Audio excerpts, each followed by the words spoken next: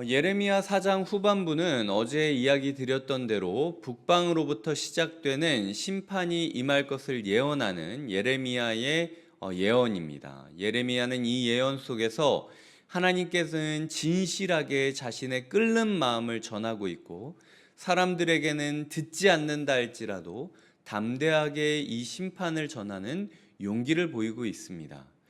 제가 19절부터 31절까지를 묵상하며 가장 마음에 와닿았던 그 내용은 19절인데, 슬프고 아프다라는 말에 제 성경에는 1번이라고 체크가 되어 있고, 밑에는 내 창자여 내 창자여 라고 되어 있습니다. 원어로는 이 문장이 내 창자여 내 창자여, 또 어떤 사본에서는 창자가 꼬이는 것 같다라는 말이 등장하기도 한다라는 거죠. 그거를 표현하기 위하여 한글 성경에서는 슬프고 아프다라는 말로 표현했다라는 겁니다.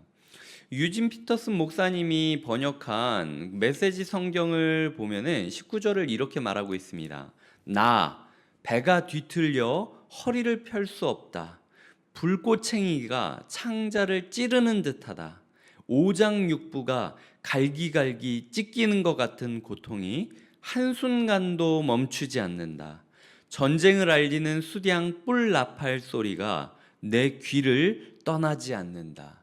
이것이 유진 피터슨 목사님이 원어로 된 이 본문을 보면서 묵상했던 내용이라는 거죠. 우리의 하루 가운데 어떤 정서가 우리의 하루를 지배해야 되는가? 하나님께서 오늘만큼은 우리 마음 가운데 창자가 꼬일 것 같은 슬픔으로 세상을 마주해야 된다.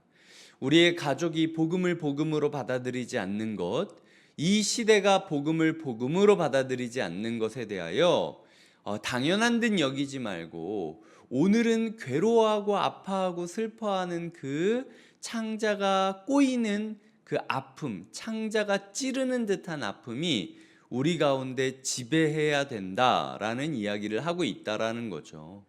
세상이 망해가고 있다고 이것을 당연한 것으로 여기는 것이 아니라, 어떻게든 이 불길과 싸우기 위하여 소화기를 흔들고 있는 그런 사투가 우리의 마음 가운데 있어야 된다라는 거죠. 하나님께서 우리의 작은 소화기로 우리 가정에 일어난 이 큰 불을 다 잡을 수 없다 할지라도, 이게 불이 나고 소화기로 막으면서 119를 부르면 언젠가는 119 소방대원들이 와가지고 이 불을 끄지 않습니까?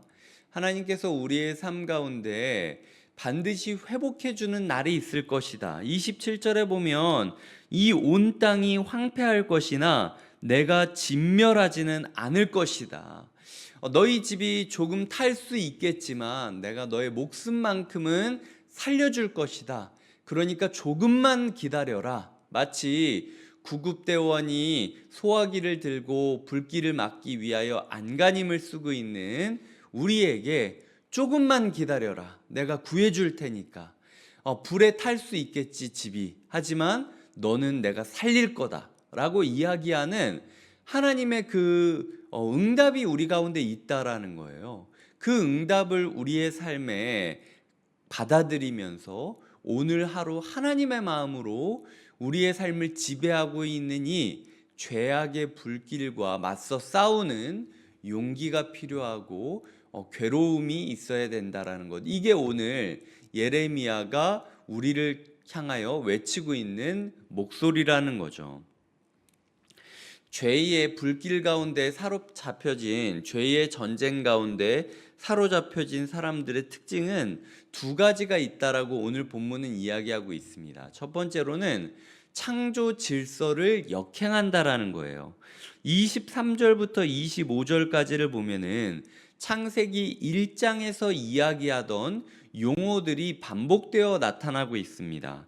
혼돈, 공허, 빛, 하늘, 땅, 새, 사람, 이 단어들이 창세기 1장에서 천지 창조를 하셨을 때 하나님이 사용하시고 언급하셨던 용어들이에요. 그런데 죄로 말미암아 심판받기 때문에 이들의 삶이 하나님이 창조 때에 꿈꾸셨던 그 모습대로 살아가는 것이 아니라 오히려 혼돈과 공허와 흑암으로 역행하고 있는 모습을 그리고 있다라는 거죠. 그렇기 때문에 오늘 우리의 삶을 돌아보며 무엇을 아파해야 되고 슬퍼해야 되느냐? 하나님께서 이러라고 우리 가족을 만든 게 아닌데, 하나님께서 이러라고 우리를 교회로 부른 게 아닌데, 하나님께서 이러라고 우리에게 문명을 주신 게 아닌데, 우리가 이걸 가지고 죄로 말미암아 잘못 사용함으로 이렇게 망해가고 있구나라는 걸 깨달으면서 괴로워하는 게 맞다라고 이야기하시는 거고요. 두 번째로 보면은 30절에 붉은 옷을 입고 금장식으로 단장하고 눈을 그려 꾸밀지라도 라고 이야기를 하고 있죠. 이게 무슨 뜻이냐면은 북방에서 지금 이스라엘을 심판하기 위하여, 남유다를 심판하기 위하여 세력들이 올 건데, 이 세력을 지켜보며 하나님을 붙잡고 이기게 해달라고 요청하는 게 아니라 어떻게 하면은 저 사람들의 마음을 얻을 수 있을까? 내가 조금 더 예쁘게 나를 꾸미면은 저 사람들이 나를 좀 예뻐해 주지 않을까라는 마음으로 적군이 쳐들어오고 있는데 화장하고 있는 모습을 아파하는 게 19절에서 예레미야가 아파했던 이유였다라는 거죠. 이 시대의 모습. 그래서 아까 이야기했듯 하나님이 이러라고 우리 가족을 만든 게 아닌데, 하나님이 이러라고 나를 구원하신 게 아닌데, 하나님이 이러라고 우리를 교회로 만드신 게 아닌데, 이렇게 아파하는 것과 동시에 어떻게 우리의 삶이, 어떻게 우리 가족의 삶이, 어떻게 우리 교회의 삶이 하나님께 예뻐 보이려고 하나님을 붙잡는 게 아니라 이 급한 와중에서도 세상 사람들의 마음 가운데 어떤 이미지로 비춰질지 걱정하며 화장하는 데 급급하고 있구나.